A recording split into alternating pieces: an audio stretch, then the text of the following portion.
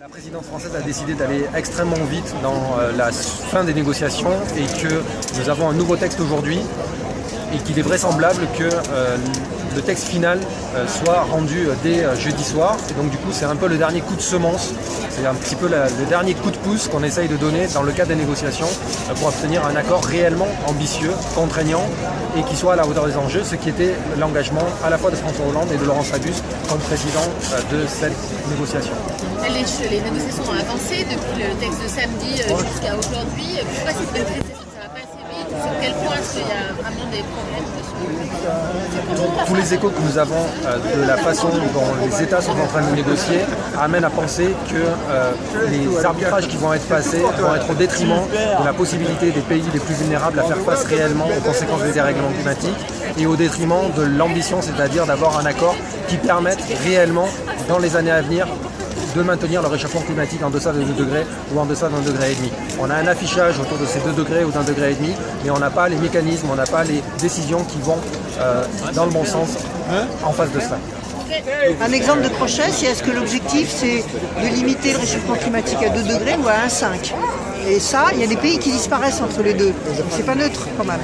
Donc voilà, c'est le moment, puisqu'ils vont travailler toute la nuit, on le sait, c'était le moment de leur signifier que la société civile les regardait, qu'on les attendait, qu'on avait de l'espoir, qu'on y croyait, mais que voilà, qu'on était là et qu'il fallait tenir compte de ce qu'on représente, c'est-à-dire monsieur, madame, tout le monde, des gens qui aujourd'hui sont engagés dans ce combat, mais qui sont des gens normaux de la planète.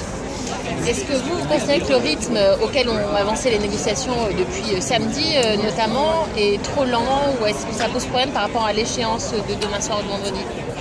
Après, on trouve toujours que c'est trop lent, mais c'est un peu normal.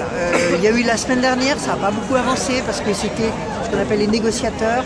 Depuis qu'on est dans la phase politique avec les ministres, ça va plus vite parce qu'on a en face de soi les gens qui peuvent dire oui ou non, quoi. Donc ça commence à accélérer. Je pense que demain on aura encore un texte qui aura beaucoup bougé par rapport à celui de ce soir. C'est-à-dire qu'il y a encore des choses qui vont se négocier. C'est pour ça qu'on voulait se faire connaître tout de suite. Donc à mon avis, on a de bonnes chances d'être dans les temps parce qu'il faut. C'est pas parce qu'on va passer 2 heures de plus qu'on va résoudre des problèmes. Je crois qu'à un moment donné, ça fait 4 ans qu'on en parle. C'est maintenant qu'il faut signer.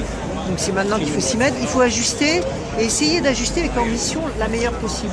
Un bon exemple d'ambition pour nous, c'est très important de savoir ce qui va se passer avant 2020. Parce que sinon, si on attend 2025 pour voir si on a bien fait, ce sera trop tard.